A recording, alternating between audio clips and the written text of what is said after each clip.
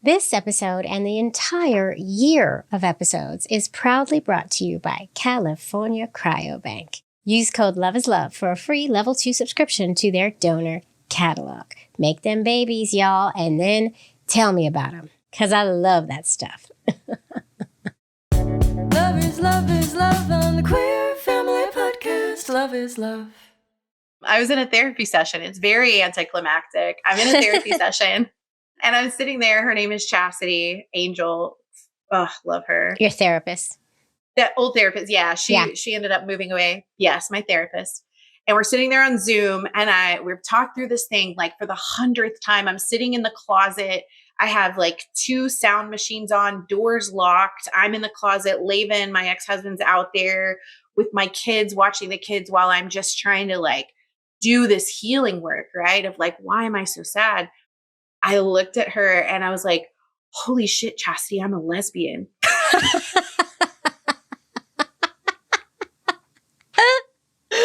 And I was like, oh my God. She gets emotional. I get emotional. And it was almost like this, you finally got it. Welcome, y'all, to the Queer Family Podcast, the show all about family, but with gay.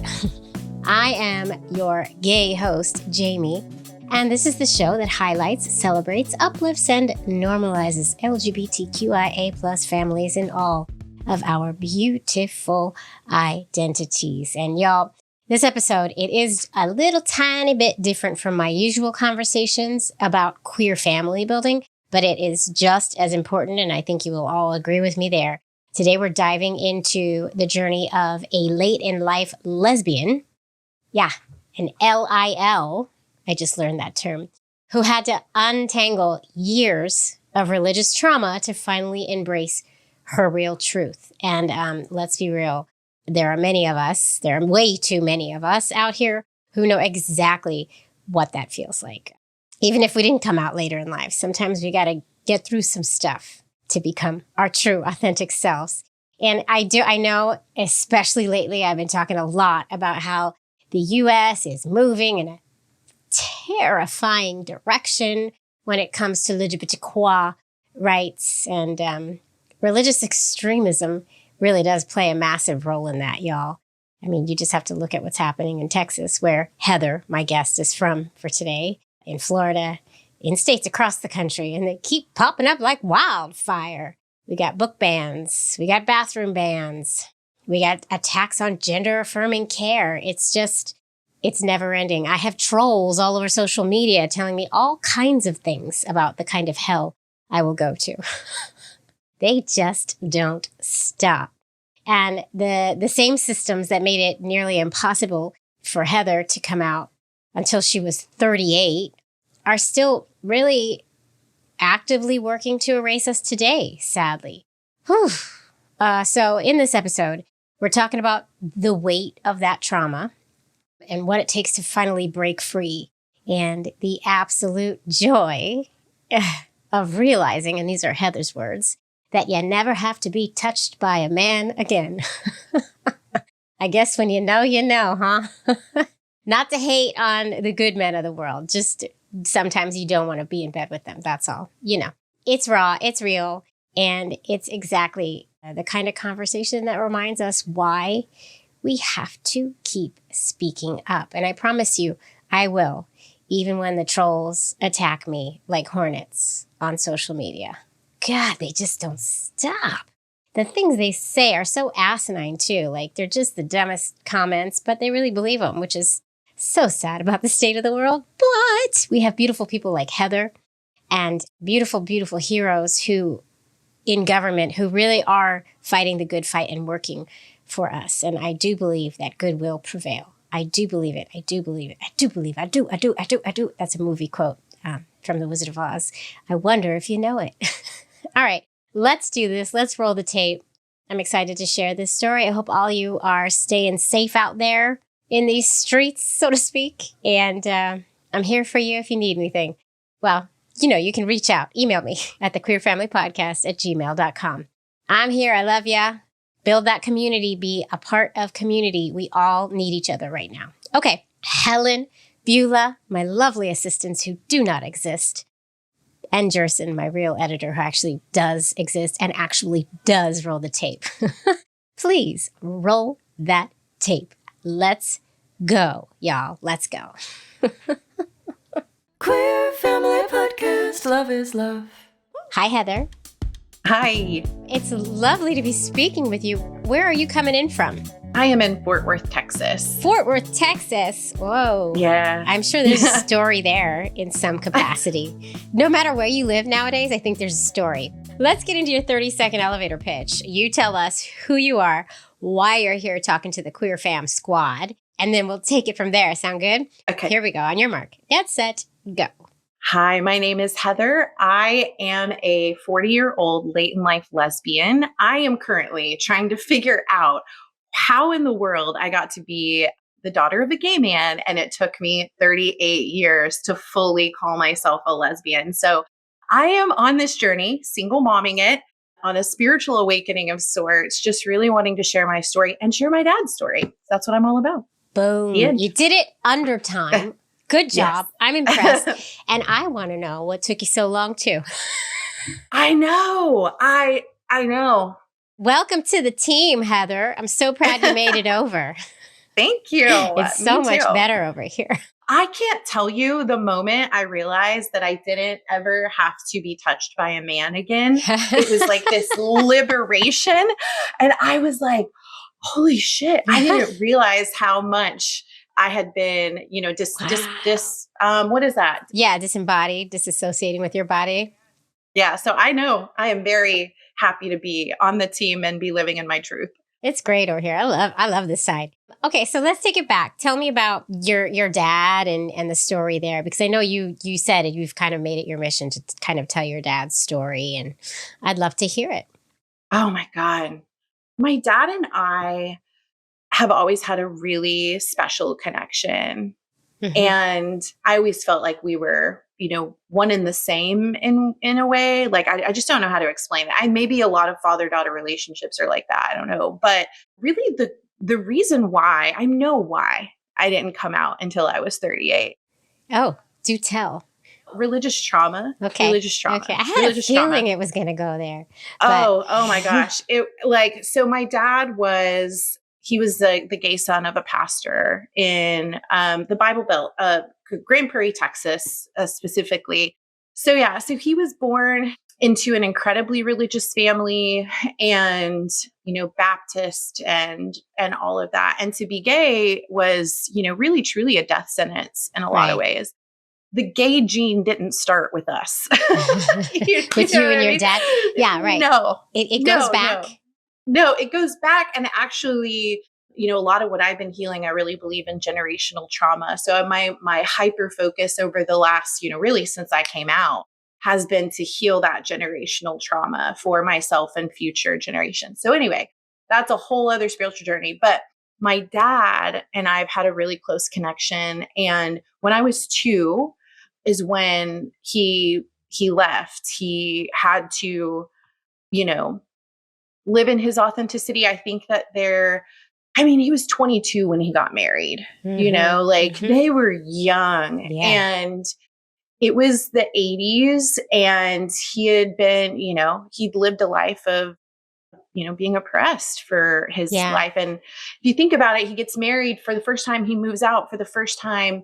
And it's like, oh, he has this taste of independence. I get it. I get it having kids, how hard it is when you have a child that enters the world and then you're really called to kind of like pull deeply from within.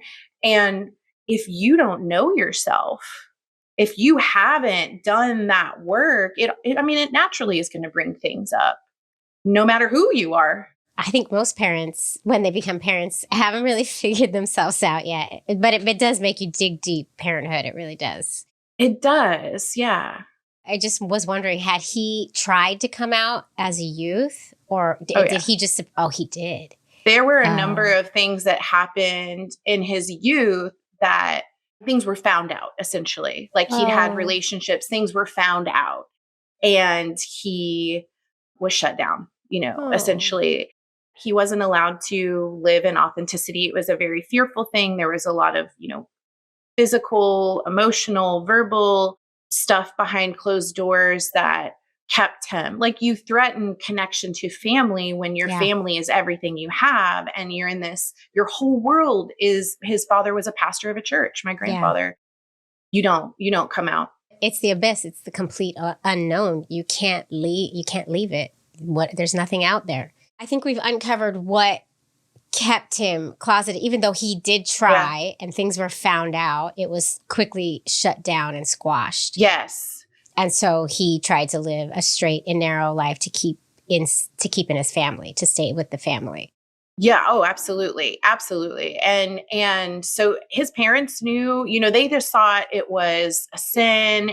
Current day, I realized I was out at Sue Ellen's in Dallas at a gay bar. Yeah, you were. And hell yeah, I was. And just talking about all of this and my dad and his story, I was sitting there, I was talking about my life experiences and stuff like that. And one of my friends was like, yeah, you were in a cult. And I was like, I wasn't in a fucking cult. I was at church. I was at church. I was just going to church. And then that kind of like, there was resistance. And I was like, I wasn't in a cult. The more I learned about cults, I was absolutely in that kind of environment. That's the environment my dad was raised in. That's the environment the vast majority of the people on my dad's side of the family operate within some level of that mentality. Still on my dad's side. And so he was never able, like, to his dying day, I was laying next to him when he passed away, when he took his last breath. I was right there with him. Right. Sorry. And so I was up front and center on that man's life. He could never detach from needing to be accepted by his parents. And they never did? No, like this is the cult mentality. Okay. It is, to your face, I love you with God's love. I accept you for who you are. Love the sinner, not the sin. Yeah. There is something inherently wrong with you. Right. And so that is he was constantly trying to be this not wrong with him version of himself. He could never pray away the gay. He could never make that part of himself silence ever. But he wanted so desperately for that part of him to be not a part of him to his dying day, right? Like, he never was in a relationship, like a substantial relationship, after kind of his drug buddy Joey died, after he sobered up and all that kind of stuff. He didn't really have any substantial relationship after that was like a true, like, husband. Right. And then, the argument that they love to give, that this is a choice. This is your choice. It's not, if he could have, all signs point to the man didn't want it. He didn't want it. It was who he was. He didn't want it. I remember telling him as a young child, like, Dad, you're perfect. You're perfect. I knew it from the deepest part of myself, how perfect he was. And I watched him try to change, just wanting that real accepting love that doesn't say, I love you, accept. Right. It is radical love. It is like, I love all of the gross and great parts of you. And my dad absolutely experienced that, but from a familial perspective, it's just not something that was ever, except for me. He just sorry, I have a kind of mediumship connection. So you'll hear me say that I'm also like a psychic medium. Oh my God. So, okay. Yeah. So he just kind of came through and was like, I experienced that love with you too. And so, because it was like, I would be blue in the face just trying to tell him how amazing. Don't change anything, Dad. You're perfect, and that just wasn't ever something he was able to heal. So what was coming out for him? I mean, I know you can't really speak unless he speaks directly to you. Yeah. Right. Yeah. Well, which I guess he does. So How was it? I was gonna say, like, I said, I can't at first. I think you heard I can. I'm like, I can. Like, we have a channel. He's with me all the time, right? But I can't. There is a kind of like a boundary that I'm not gonna. Mm-hmm.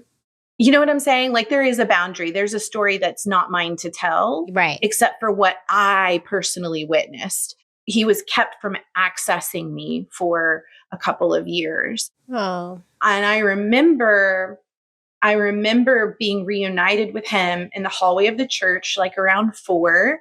And I remember him having to confess in front of the church that he was gay. And that was like a part of, like, I don't know if it was like, okay, you confess and then you have access to your daughter, but it feels really in close relation to me being able to see him again. Like, he was willing to kind of like come into the fold a little bit more in order to have access to me, is what it feels like. But I also know, I mean, he was partying. Like, I know my first year out, I was out all the time. Like, I would visit him. The schedule was every other weekend, but there were definitely, you know, times that he didn't show up when he should have. And I had a deep love for my dad. Yeah. And I missed him, you know? And so there's definitely some father wound stuff around my early childhood with him, for sure. Right. Because he wasn't showing up all the time, but there were probably pretty deep reasons for what was happening. And can you imagine? No. I can't. I really can't. I can't imagine how hard that must have been. And I can't imagine not being able to see my kids. Oh my God. Do you remember your mom throughout it all? Like, was there a conversation at home about it?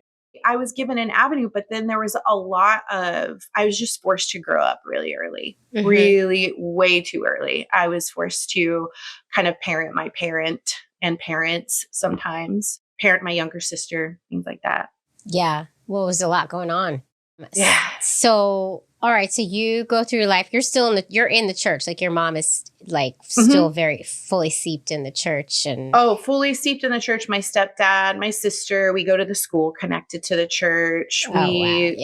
All of it. Like, I do all the sports. I do everything is centered around the church. It's not the same church your grandfather was pastor at. Yes. It is. Oh, whoa. Okay. So it's deep. Yes. This runs deep. Everybody knows that's been there a long time, knows the story of my dad. Wow. My grandfather founded the church, I think it was in 79. People know about me and my dad until it kind of grows, and then new people come in and they don't know about that my dad's gay and that my grandfather's the pastor and stuff. Like, I don't like to talk about that shit. Right. But do you still go to that church? Oh, now? Yeah. No. Oh, okay. Because is it still anti-gay, anti-LGBTQ? Like, so, oh man, this might be a lot for me to talk about, but have you heard of, I don't know, you might not have heard, probably not, but it's here in the South. It's called Gateway Church. I haven't, but I've heard of churches like this, I think. I listened to a whole podcast about a church that's trying to take over a town and all this stuff. Yeah. So that Gateway Church, essentially, my grandfather, the original church, Robert Morris, who is the pastor of Gateway Church, who within the past year and a half was accused of raping a 14-year-old or something like that back, a while back. It was covered up. There's involvement of people that I know that helped to cover that up, essentially. My grandfather's church is the one that was where Robert Morris was an elder, and they kind of like split ways when my grandfather didn't give him pastorship when he got sick. And then anyway, Gateway is like huge. I mean, right. Huge here in Texas. I was in this fishbowl where everybody knew my life. Yeah. And around 15, I was just like, fuck all that. Like, I'm not going to this church. I'm not going to church anymore. But I wasn't like overtly. I did this like the way that people get out of cults. You just kind of quiet quit. Huh. You just kind of like little by little remove yourself from that environment by just saying, hey, Mom, I'm still living at home. I don't really feel like going to church anymore. Is that cool? Yeah, you quiet quit. I quiet quit. I just kind of like little bit at a time. And then finally, before anybody knew it, I just completely detached and was out of there. Wow. Okay. So that's a lot to deal with. And then to reverse all of that, because it's just deep in the foundation of who you are, just that religious stuff. But okay. So then you go on with life. It sounds like your dad did become more of a part of your life, and you did allude to, like, tell me more about that. So like growing up, school and stuff like that, dad was a part of my life. You know, he ended up, I called him Uncle Gib, came into our life. He was my dad's husband essentially, but they couldn't get married. Right. Right. And because he wanted me to be able to talk about Gib, but I wouldn't call him his husband. I called him my uncle. Right. That was more socially acceptable.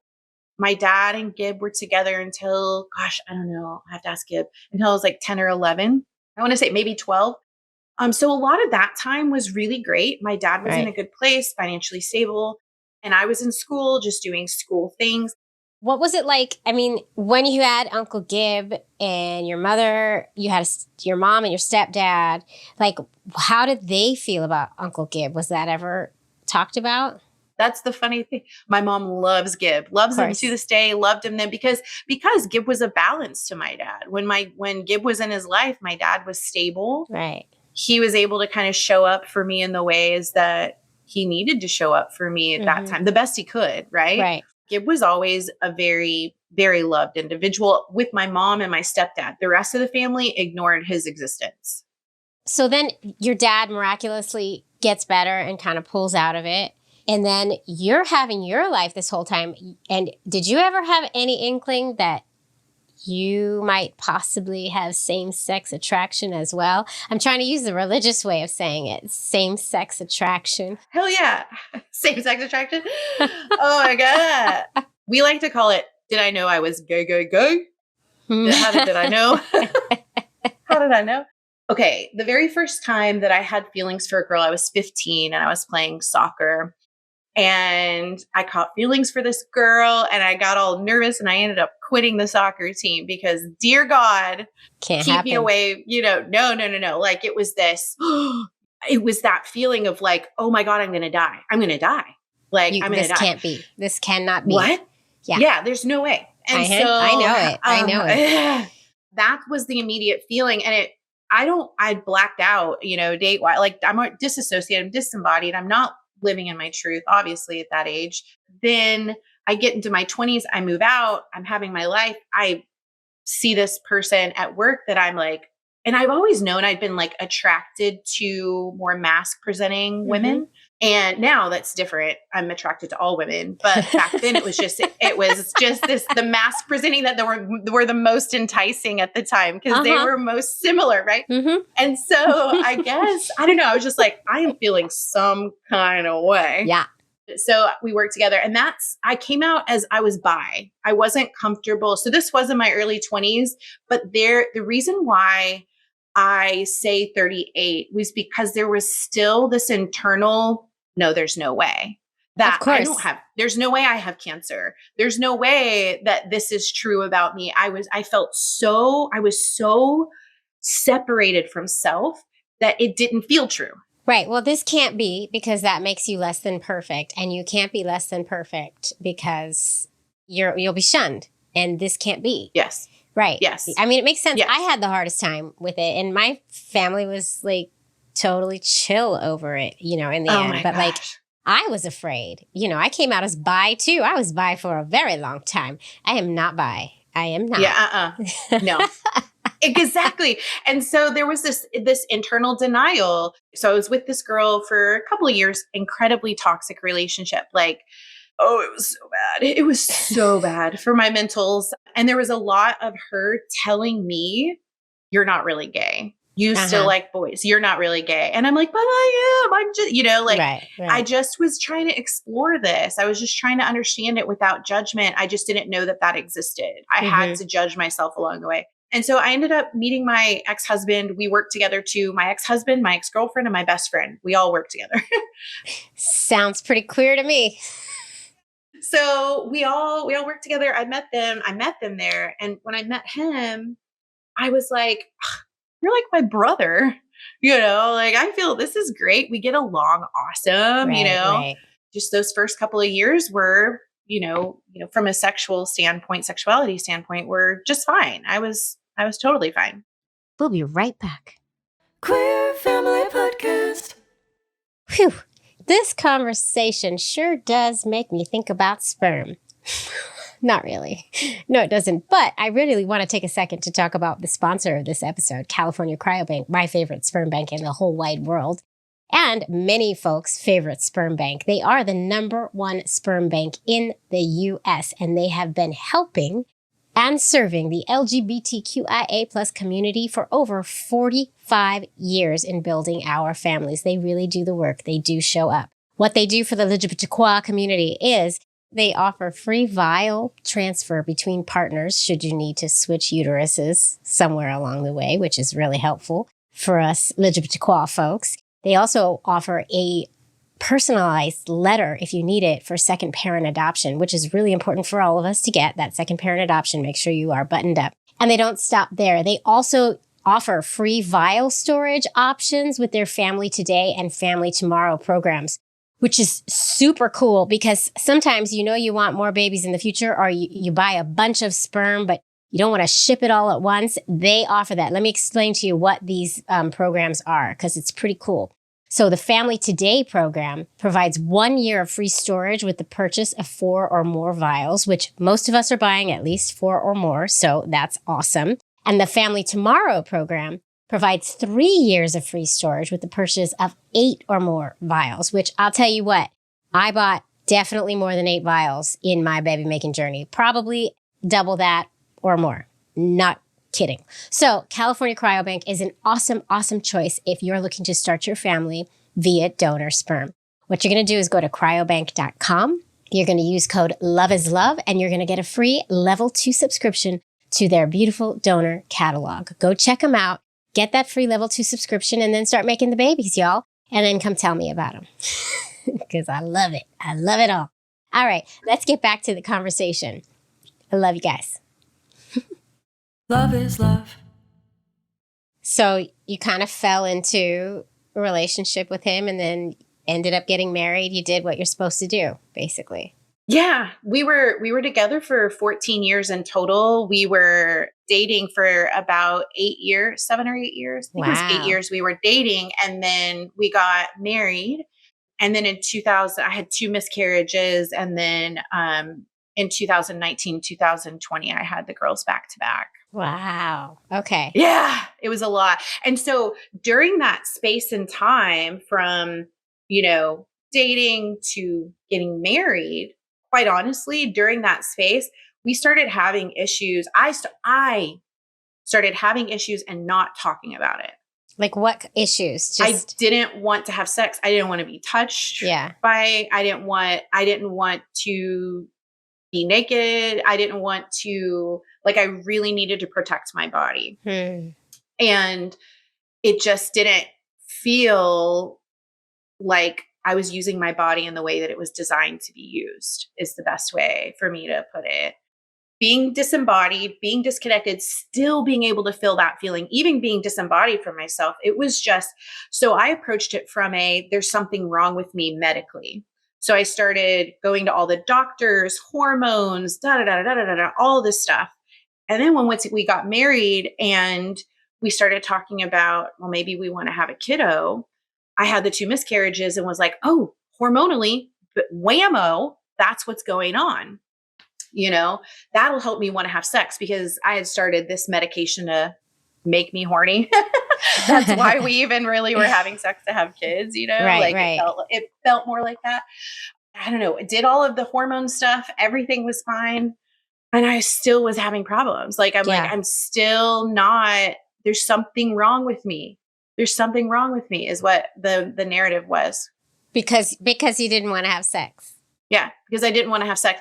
And then I'm overperforming. I'm the breadwinner. I'm raising kids. I was president and CEO of a construction company here in DFW. I'm doing all of these things and I felt like I was just being a walking apology, this inner hidden to myself, even part of myself. And the gay thing never came to mind. Maybe it's just because I am more attracted to females, or that never entered your mind. It would come in and I'd bat it out. I'd be like, I'm bisexual. And I was in a lot of therapy too, by the way. So on top of all the medical stuff, I'm in therapy talking to a therapist about all this.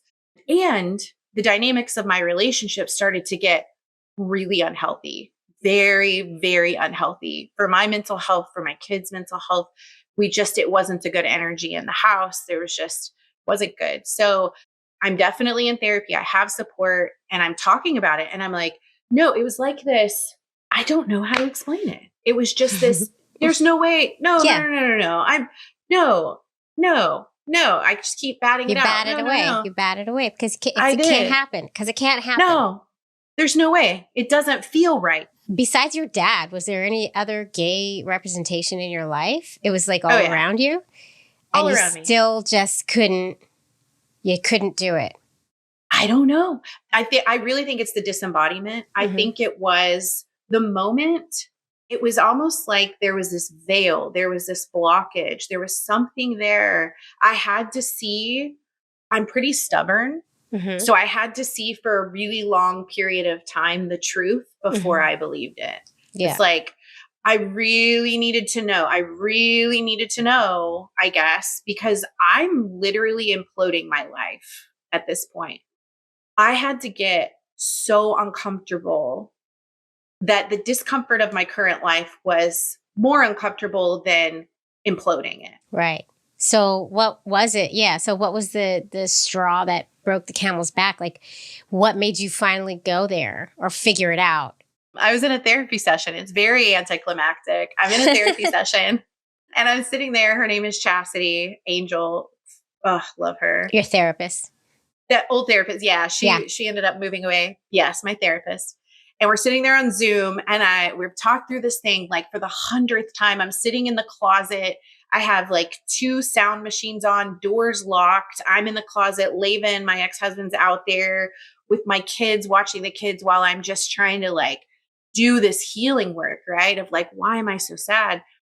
I looked at her and I was like, holy shit, Chastity, I'm a lesbian.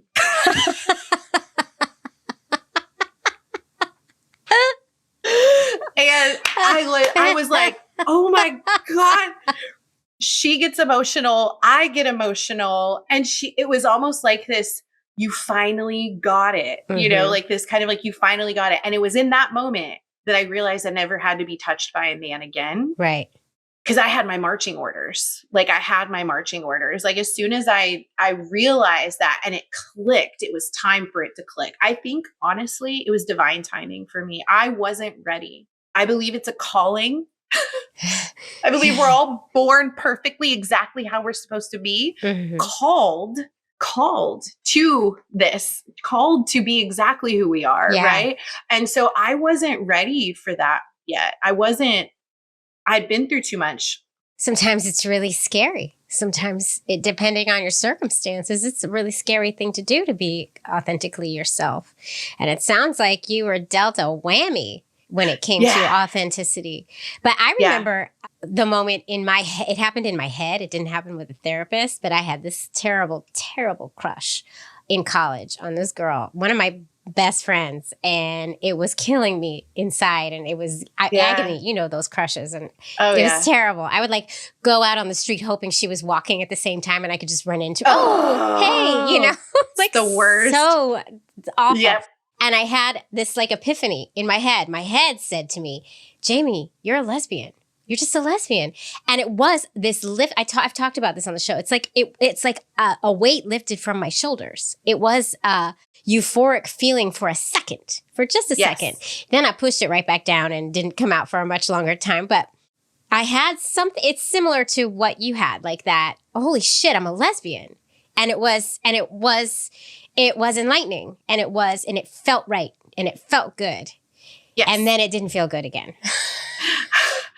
I mean, I'm still on that cloud 9, friend. Like, I don't know. That's good. Well, see, maybe I wasn't ready yet. Like the calling, there it is. I wasn't ready for my calling yet. I needed to give it some more time and be by for a while. That's right. Okay. So then, your husband's right outside the closet. You were literally in a closet? I was in our closet, our shared closet. It was a walk-in closet. I had no space. So you had to come out of that closet, both figuratively and physically, and figure out how you have 2 children now and a husband. So what happened? Yeah. So they were 2.5 and 3.5 Oof. at the time. Right. Mm-hmm. It was so hard for all of us. Yeah. Like, it's just, I mean, aside from the gay thing, like, you know, postpartum is real for dudes. Like, it's real. Mm-hmm. It's, and for me, I mean, yes, obviously, but like postpartum for him as well, I can say that it was just a really hard time with young kids. Sure. And there were no resources really for him. Mm-hmm. And for me, I really had to work to be able to like take advantage of those resources. So anyway, right, totally. But like the therapy. So I'm in the closet. Yeah. So amazing. I mean, it's just a good image. So then what did you do? Did you tell right away? What'd you do? No. So I walked out. No. We must not be rash. Yeah. We've only had 38 years to get here. So I walk out and I'm like, all right, just to make sure that I am like, for sure. I gave it about a month to process because it really takes me a long time to process stuff. And I normally try to rush it. And so I processed and I really felt just 100% like, yeah, this is where it is. This is the truth. And I need to, it was at that point, it was like, I was ready to know the truth and I was ready to share the truth with him. So in August of 23, we were sitting on the back porch, probably a little stoned and drunk, I'm sure. As you do. As one does at the end of a long day with babies. And oh my gosh. And so we're sitting out there and we'd made this tradition of like, I would go out and smoke a black and mild and we just sit and talk and drink wine and stuff. And I just was like, so maybe I never want to have sex with a dude again or something like that. Like I blacked out. Like, I don't remember exactly what I said. I just would know that whatever I said was like, I'm a lesbian and I don't ever want to have, like it was something along those lines. You did it. Blah, blah, blah, blah. Yeah. Mm-hmm. And it was received. And message was received. And there was for about a year, we went back and forth with maybe we would want to have an open relationship. And I was like, I can't do that because I will make the woman number one. Right. Like it was this back and forth and back and forth and back and forth of me trying to decide, am I going to waffle on this? Am I going to disembody again? Right. Am I going to release who I am to keep this relationship alive?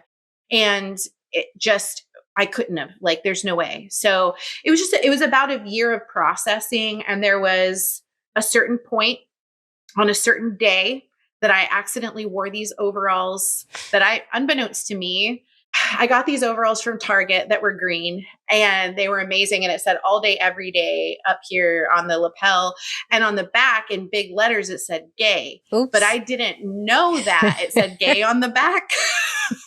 Oh my God. And so I wear them to work and I am loving my outfit. All of my people know that I've come out to him. Everybody knows the situation. Like I've told my people over the course of the year, like what's going on. And I come home from work and he was like, so I guess everybody knows now. Ooh. And I was like, what are you talking about? It was totally a mistake. I promise. And I was like, oh, I didn't know, but I love it. Like I would have still worn them, but I didn't know. I might have taken them off before he got home. So that was really the tipping point for me. And then about a year after that, so it was just this last year, it was in January of 2024 that I got my own place and our divorce was final in March of 2024. So it sounds like it was hard for him. Like this was a bit of a shock and hard, and he didn't want it. I mean, like obviously, but yeah, no, he really didn't want the divorce at all. I think because we really truly were best friends. Up until having kids, we were great teammates. Once we had kids, it just wasn't what it was before, like as far as like the friendship is concerned. Yeah. So it's tough. I know. Yeah. So it finally happened. You got divorced, moved out, did the whole thing. And then you're co-parenting. Like, what was the co-parent there? He didn't try to like keep the kids from you or anything, right? Oh God, no. So this is the beautiful thing. Yeah. Like, no, he didn't try to keep the kids from me. You know, the best friendship is still there. That's good. Oh my gosh, absolutely. Definitely with boundaries, because I still am doing work to not parent other people that are significant in my life. And so I've had to like really make some adjustments anyway. So like it was really hard when I first moved out, and there's still to this day, a lot of, I feel like, blame, a lot of kind of, resentment, unprocessed resentment and stuff like that, that I'm just okay with existing. You know, like it's okay that exists. I understand that's a reflection of the work that you need to do to know that you didn't want to stay married to a woman that didn't want to have sex with you. Right. Life's going to be better. Life You is going to be deserve better. so much more than that. Yeah. I love you though. I think it's the friendship that was really the hardest to detach from, because there was a lot of codependency there. Right. We, went our separate ways. The first year was really, really, really hard, especially like, yeah, it's hard on him because he's having to take on more responsibility, but the emotional processing for the person that's having to actually go, no, you have to step up and do this now. Sorry, I'm gay, but now you should have been doing this even when we were parenting Together. under the same roof. Right. And it just wasn't happening. Honestly, the last couple of months have been really fantastic, especially the last couple of months. We moved to a 1 week on, 1 week off schedule, and I love it. That's good. So, yeah. Okay. Yeah. So you're figuring it out, and the kids are young. So I don't know how much they know about, mommy is gay now. It just kind of naturally comes up. Obviously I have like booby pictures in my house. I try to like, don't we really all? be, I don't know. Bob. Doesn't everyone? They should. Body positive. I have eating disorder background stuff. So I talk about that kind of stuff with them. I've talked about sexuality. That was something I was always, boys can wear dresses. Right. Girls look like boys. That hasn't changed. You've always been body positive. You've always been parenting in that way, in that I'm going to do quote, in that woke way. Yeah. Quote unquote. I'm wearing my woke shirt right now. So. Ooh, I love it. Yeah. Because I'm woke as fuck. But in all the good ways. But you've always been parenting from a quote unquote woke perspective. So that hasn't changed. It's just now mommy is going to be maybe having a girlfriend at some point. Does mommy have a girlfriend? Are you dating? Like, what's going on? How's it going? I'm dating. Welcome to the world, baby girl. What's going on? I don't know how much I want to talk about. You don't have to. Because you know how it is.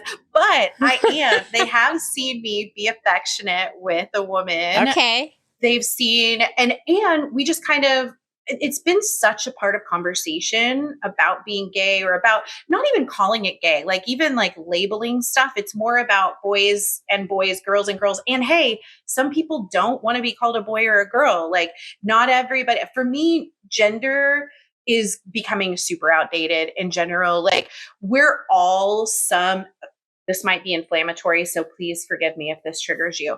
But I feel like we are on some level of pansexuality on some level, right? Like there might be some person on this earth that has a dick that I might be attracted to and want to sleep with. Why not? I don't know. You don't know. I don't know. There's a lot of people in this world, right? I choose to identify as a lesbian, to kind of like, I got it tattooed on my hand. Wow. To kind of, okay, you went there. Okay. Yes, I did. So, I'm taking ownership of this word that I wasn't allowed to live by just because I want to. Does not mean that other women who are like me have to identify this way. And so that's been a part of the conversation with my kids since super young. She saw me kiss somebody and my oldest daughter, and she like looked at me and she just like stared. And I looked at her and I was like, do you have any questions? Like, Right. Like, I was just looking at her with this, like, like you can talk to me type of thing. Right. You just have to be open, and kids get it. Kids get it. But also, she probably hasn't really seen you kiss anyone. So it's not just the girl thing, it's not like you were that intimate with her dad. So You're not wrong. I don't know that she probably remembers ever seeing, I mean, hugging, but I don't know that she remembers seeing us kiss. Certainly not Lumi. That would be my younger one, Lumi. Yeah, that's interesting. I didn't think about it like that. Right. So, you know, intimacy on any level. Anyway, so I'm dating a singular person. Okay. Congrats. I'm dating one person. Yeah. Right. But we're still kind of like at that dating phase, and I'm still doing a lot of healing. They're doing a lot of healing. And, you know, just kind of taking it as it comes, like going with the flow. That's the best you can do. You just have to. I got a hot. Because we're talking about the intimate stuff. Yeah. No, it's good. Good for you. And you take it one day at a time, and you have kids, right? So it does make it more complicated because you're a mom too. So. Oh, that's hard. That's hard. Yeah. You take it one day at a time, but I think it's amazing. And I'm so happy you found yourself. Me too. Welcome to the better side. I just keep saying it. It's great over here. It sure is. The weather is fine. But is there anything else you wanted to share about your story in particular? Yeah. Particularly the spiritual journey aspect and the calling of what it is.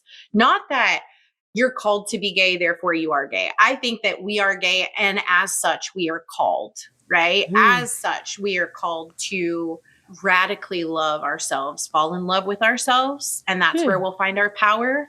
I am telling you, the more I've stepped into my authenticity, the more I've fallen in love with myself. I don't like that whole, you got to love yourself before you can love someone else. But I really hate that it's true. I just don't like the way that it's said.